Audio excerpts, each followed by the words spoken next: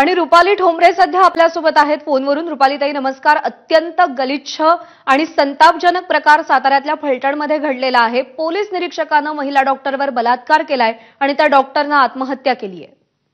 खरंच अत्यंत घाण आणि सगळ्यांना लाजवेल अशी ही घटना आहे आणि निषेधार्थ आहे। मुळामध्ये जे रक्षक आहेत त्या सरकारी यंत्रणेमध्येच काम करणाऱ्या डॉक्टरवर जर आपल्या जे रक्षक आहेत तेच जर भक्षक बनणार असतील तर या महिलांनी न्यायाची अपेक्षा करायची कुणाकडनं।